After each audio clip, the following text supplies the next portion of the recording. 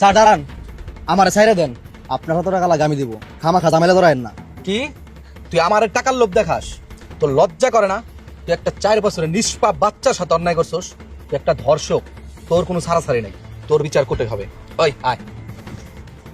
Sir অবশেষে এই ধর্ষণকারীকে ধরতে পারছেন তাহলে? হ্যাঁ, অনেক কষ্টের পর ওকে ধরতে পারছি।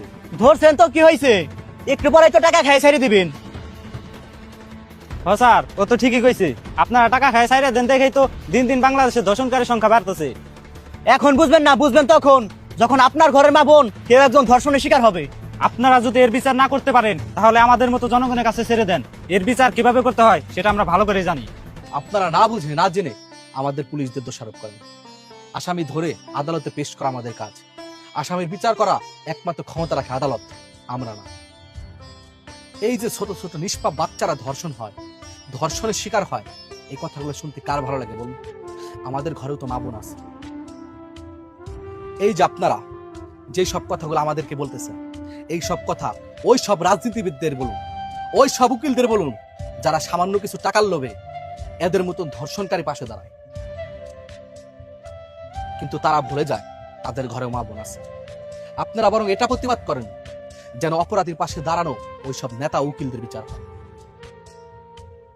স্যার আপনি ঠিক বলেছেন, কিন্তু আমাদের দেশের মেয়েদেরও দোষ আছে। তারা যদি এসব অশ্লীল পোশাক পরে ঘুরে না বেড়াইতো তাহলে হয়তো দিন দিন এত ধর্ষণ বাড়তো না।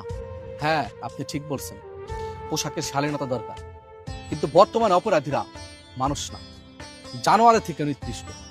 এই যে 4 বছরের বাচ্চা, ওর শরীরে কি এমন অশ্লীল পোশাক ছিল? ওর শরীরে কোন অঙ্গ দেখে ওর মতন ধর্ষকের মনে হলো ওকে ধর্ষণ করি? স্যার আপনার কাছে একটা অনুরোধ, এই ধর্ষণকারী যেন সর্বোচ্চ শাস্তি হয়। হ্যাঁ, আমরাও তো তাই চাই, ওদের সর্বোচ্চ শাস্তি হোক। কিন্তু আমি একটা জিনিস জানি, ওকে আমি থানায় নেওয়ার পর আদালতে ওঠার আগে ও কোনো না কোনোভাবে ছাড়া পেয়ে যাবে, বা আদালতে ওঠার পরে কোনো রাজনীতিবিদের ক্ষমতায় বা কোনো উকিলের মাধ্যমে জামিনে বের হয়ে যাবে। পরে কি হবে? কিছুদিন পর এই ঘটনা ধামাচাপা পড়ে যাবে, আর কোনো খোঁজ থাকবে না। ওর বিচার এখনই হবে, এই মুহূর্তে।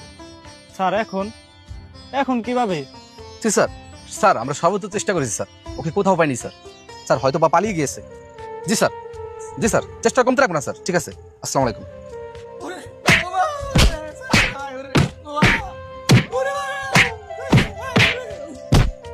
আইন কেউ নিজের হাতে তুলে নেবেন না। ভিডিওটি ভালো লাগলে অবশ্যই শেয়ার করে দেবেন।